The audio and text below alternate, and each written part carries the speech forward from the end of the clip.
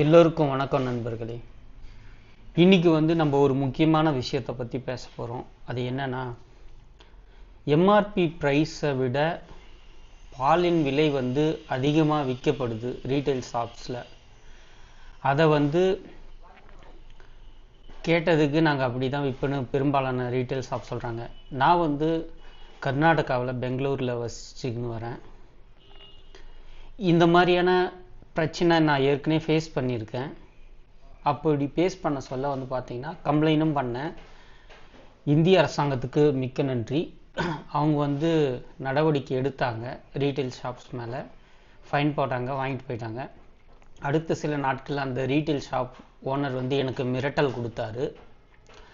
So அப்படி இருக்க சொல்ல எனக்கு என்ன பண்ணுறதுன்னு தெரியல. நான் அதை சரின்னு பொறுத்துக்கிட்டு இக்னோர் பண்ணிட்டேன். இன்றைக்கும் நான் பால் வாங்க ஒரு கடைக்கு போனேன்.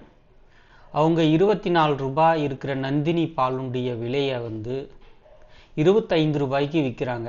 நான் அரை லிட்டரா 2 லிட்டர் பால் 4 பேக்கெட் வாங்கினேன். அதனுடைய ப்ரைஸ் 96 ரூபா. ஆனால் 100 ரூபா பே பண்ண சொல்லி என்னை கட்டாயப்படுத்தினாங்க. நான் கொடுத்துட்டு எனக்கு தேவைக்காக நான் வாங்கிட்டு வந்தேன். எம்ஆர்பி ப்ரைஸ்ன்றது எளிய மக்களாலையும் உணவுகளை வாங்கி பயன்படுத்தணும் அப்படின்றதுனால தான் பால் விலை மேலே அரசாங்கமே ஒரு கண்காணிச்சுட்டு வராங்க. நான் ஒரு எம்ப்ளாயாக இருக்கேன். ஒரு கம்பெனியில் நான் டேக்ஸ் பே பண்ணுறேன். அப்படி இருந்தும்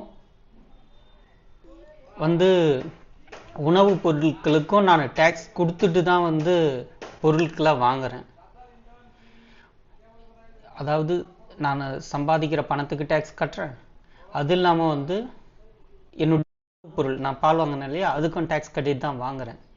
அப்படி இருந்தும் கூடுதலாக ரீட்டைல் பீப்புள் அந்த ஷாப் ஓனர்ஸு கூடுதலாக பணத்தை கேட்கறது எந்த விதத்தில் நியாயம்னு எனக்கு தெரியல. நான் இப்போ கம்ப்ளைண்ட் பண்ணேன். இப்போ பண்ணியிருக்கேன். நான் என் மனைவி சொன்னாங்க, உங்களுக்கு ஏன் இந்த வேலை, ஏற்கனவே கம்ப்ளைண்ட் பண்ணி நம்மளுக்கு அவங்க சைட்லேருந்து ப்ராப்ளம் வந்துச்சு, ரீட்டைல் ஷாப் ஓனர் சைட்லேருந்து, ஏன் உங்களுக்கு இந்த வேலைன்னு கேட்டாங்க. எப்படிங்க இக்னோர் பண்ண முடியும்? இந்த இந்தியான்ற நாடு இப்போ தான் வளர்ச்சி அடைஞ்சிக்கின்னு வருது. சாதாரண மக்கள் இன்னுமே நான் ஒரு சில மக்களை பார்க்குறேன், ரொம்ப வறுமையான சூழ்நிலை இருக்காங்க. எங்கள் ஏரியாவில் பார்த்தீங்கன்னா தினமும் குப்பைலாம் பொறுக்கிட்டு போகிறாங்க ஒரு சிலவங்க. அப்படியான மக்களால் எப்படி வாங்க முடியும் பால்லாம்? இந்த மாதிரி 1 ரூபான்றது நல்ல நிலையில் இருக்கிறவங்களுக்கு ஒன்றா அது பெரிய விஷயமா இருக்கலாம். சாதாரண ஏழை எளிய மக்களுக்கு அது எப்படிங்க அது சாதாரண விஷயமா இருக்கும்? அதுவும் பெரிய விஷயந்தாங்க. தயவு செஞ்சு இந்த அரசாங்கம், மத்திய அரசும் மாநில அரசும் இதுக்கு ஒரு நடவடிக்கை எடுக்கணும். நான் ரீட்டைல் ஷாப்ஸில் கேட்க சொல்ல, நாங்கள் மட்டுமா விற்கிறோம், எல்லாருமே தான் விற்கிறாங்க, நீங்கள் எல்லாரையும் கம்ப்ளைண்ட் பண்ணுங்க அப்படின்னு சொல்கிறாங்க. என்னால் எப்படிங்க ஒரு சாதாரண ஒரு காமன் மேனாக இருக்கிற என்னால் எப்படிங்க பண்ண முடியும் எல்லா ஷாப்ஸ் மேலேயும்? இதெல்லாம் உண்மையிலே இந்தியாவில் நம்ம வாழறோம், ஒரு நல்ல ஆட்சி நடக்குதுன்னு சொல்கிறாங்க. இதெல்லாம் நிச்சயமாக இந்த அரசாங்கங்கள், மத்திய அரசும் மாநில அரசும் ரெகுலேட் பண்ணணும். தயவு செஞ்சு என்னுடைய தாழ்மையான வேண்டுகோள். பயப்படுறாங்க. இப்போ என் மனைவி சொன்னாங்க, லைக் நீங்கள் உங்களுக்கு ஏன் இந்த வேலைன்னு கேட்குறாங்க. இது கன்சியூமரான நம்மளோட, அதாவது சாதாரண மனிதர்களுடைய உரிமை தானாங்க இது. பால் என்றது ஒரு அத்தியாவசியமான விலை. அதுலேயும் இந்த மாதிரியான விஷயம் நடக்க சொல்ல எனக்கு மிகவும் வருத்தமாக இருக்குதுங்க.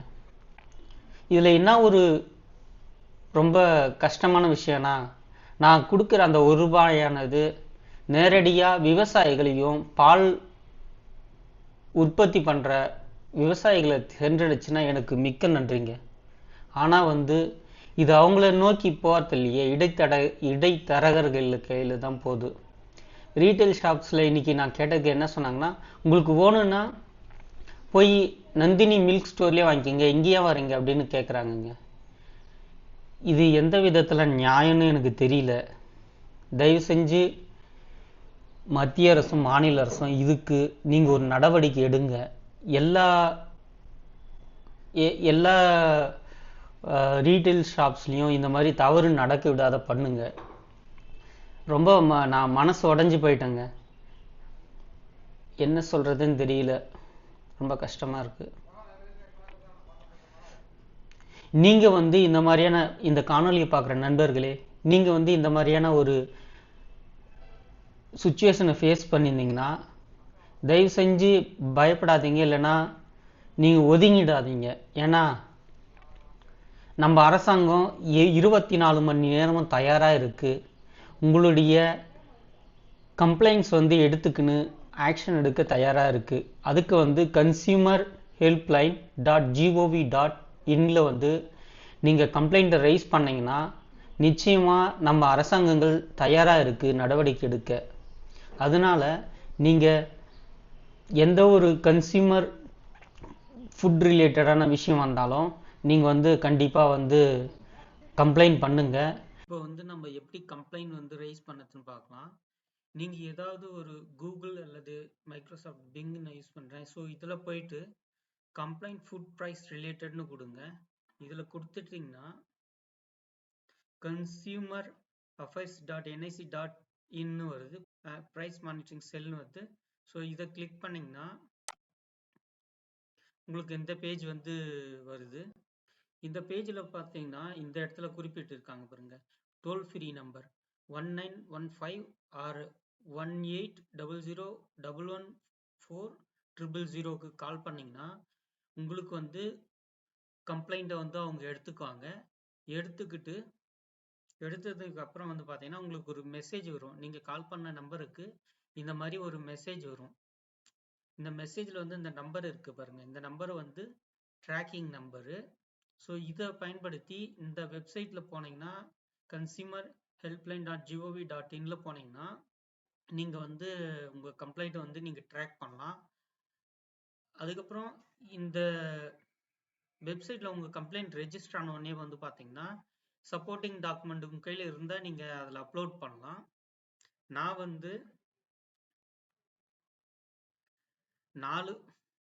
4 பாக்கெட் நந்தினி மில்க் வாங்கினேன். இதனுடைய ஒரு பாக்கெட்டினுடைய ப்ரைஸ் 24 ரூபா. 4 பாக்கெட்டுக்கு பார்த்தீங்கன்னா 96 ரூபா வருது. ஆனால் அவங்க 100 ரூபா சார்ஜ் பண்ணாங்க. அதனுடைய பேமெண்ட்டினுடைய நான் இங்கே கொடுக்குறேன், இங்கே பாருங்க, இதுதாங்க. ஸோ இந்த ஷாப்னுடைய ஃபோட்டோவும் எங்கேயும் இருக்குது. பட் ஆனால் அதை நான் இங்கே ஷேர் பண்ணல, ஏன்னா அந்த ஷாப்னுடைய நலன் கருதி. இது இந்த ஷாப்பில் மட்டும் நடக்கலைங்க, பெரும்பாலான எல்லா ஷாப்லுமே இந்த மாதிரி நடக்குது. இதை தயவு செஞ்சு இந்த அரசாங்கம் கருத்தில் எடுத்து ரெகுலேட் பண்ணணும்னு நான் தாழ்மையாக வேண்டி கேட்டுக்கொள்கிறேன். ஸோ நம்ம கம்ப்ளைண்ட் ட்ராக் பண்ணதுக்கு இந்த ஆப்ஷனை பயன்படுத்திக்கலாம். அப்லோட் பண்ணுறதுக்கு இந்த ஆப்ஷன். நான் ஏற்கனவே 3 சப்போர்ட்டிங் டாக்குமெண்ட்டு அப்லோட் பண்ணியிருக்கேன். ஸோ அப்லோட் ட்ராக் பண்ணதுக்கு இந்த ஆப்ஷன் யூஸ் பண்ணி இந்த நம்பர் கொடுத்தீங்கன்னா இப்போ பார்த்தீங்கன்னா கம்ப்ளைண்ட் டீட்டெயில்ஸில் நம்ம அந்த நம்பர் கொடுத்துட்டு உள்ளே வந்தோம்னா இந்த நம்பரு கம்ப்ளைண்ட் டீட்டெயில்ஸ் இங்கே இருக்குது. எப்போ பண்ணோம் கம்ப்ளைண்ட்டு, என்ன டைப் ஆஃப் கம்ப்ளைண்ட்டுடைய டீட்டெயில்ஸ்லாம் இங்கே இருக்கும். இந்த டீட்டெயில்ஸ்லாம் பார்த்தீங்கன்னா ஷாப் நேமு, அட்ரஸ் எல்லாம் மென்ஷன் பண்ணியிருப்பாங்க. மெயில் ஐடி இருந்தால் அந்த மெயில் ஐடியை மென்ஷன் பண்ணுவாங்க. அதுக்கப்புறம் இதில் சப்போர்ட்டிங் டாக்குமெண்ட் நம்ம எந்த ஒரு இஷ்யூ ஏற்பட்டாலும் வித்தின் 3 days நீங்கள் கம்ப்ளைண்ட் பண்ணிவிடுங்க. அப்போ தான் ஆக்ஷன் எடுக்கிறதுக்கு ஈஸியாக இருக்கும். அதுக்கப்புறம் நம்ம அப்லோட் பண்ண டாக்குமெண்ட் இங்கே வந்துச்சு. நான் இன்றைக்கி தான் கம்ப்ளைண்ட் பண்ணதுனால இப்போ நாட் ப்ராசஸ்னு பட் ஆனால் கூடிய சீக்கிரம் இவங்க கம்ப்ளைண்ட்டு இந்த இஷ்யூஸ் ரிசால்வ் பண்ணுவாங்க. அதாவது அவங்க மேலே தக்க நடவடிக்கை எடுப்பாங்க. ஸோ இவ்வளோதாங்க நண்பர்களே, எதுக்கும் பயப்படாதீங்க. அரசாங்கம் நம்மளுக்கு பொதுமக்களுக்கு நிச்சயம் பாதுகாப்பாக தான் இருக்குமே. நான் இந்த அரசாங்கத்துக்கு சென்ட்ரல் கவர்மெண்ட் ஸ்டேட்மெண்ட் ரெண்டுத்துக்கும் நன்றி சொல்கிறது என்னன்னா, இந்த நேஷ்னல் கன்சியூமர் ஹெல்ப்லைனில் நம்ம கம்ப்ளைண்ட்டை ரெஜிஸ்டர் பண்ணால் கண்டிப்பாக இது நடவடிக்கை எடுப்பாங்க. யாரும் எடுப்பாங்களோ எடுக்க மாட்டாங்களோலாம் பயப்படாதீங்க. நிச்சயம் கம்ப்ளைண்ட் ரைஸ் பண்ணிங்கன்னா நடவடிக்கை எடுப்பாங்க. அதனால நீங்கள் பயப்படாது பண்ணலாம். ஆனால் ஒன்று, ரீட்டைல் ஷாப்ஸ் ஓனர்ஸ் கையிலேருந்து நம்மளுக்கு த்ரெட்னிங் வருது. அதை வந்து அதை தான் நம்ம மேனேஜ் பண்ணோம். பட் ஆனால் பயப்படாதீங்க எதுக்கும். ஏன்னா நியாயம் வந்து நம்ம தாங்க கேட்கணும். நம்மளுடைய உரிமை இது ஆக்சுவலாக. ஸோ அதனால வந்து நம்ம கேட்கலாம். மேலும் வந்து ரீட்டைல் ஷாப்ஸ் ஓனர்களுக்கு என்னுடைய தாழ்மையான வேண்டுகோள், தயவு செஞ்சு இந்த மாதிரி பண்ணாதீங்க. ₹1 வந்து நீங்கள் வாங்குறீங்க, ஏழை எளிய மக்கள் வந்து என்ன பண்ணுவாங்க? நீங்கள் எப்பயுமே வந்து மேக்ஸிமம் ரீட்டைல் ப்ரைஸ்ன்றது வந்து லாபத்தை உள்ளடக்கிய ப்ரைஸ் தான் அது. நீங்கள் அப்படி இருக்க சொல்ல அதையும் மேலே நீங்கள் காசு வச்சு விற்கிறது எந்த வகையிலும் நியாயமே கிடையாது.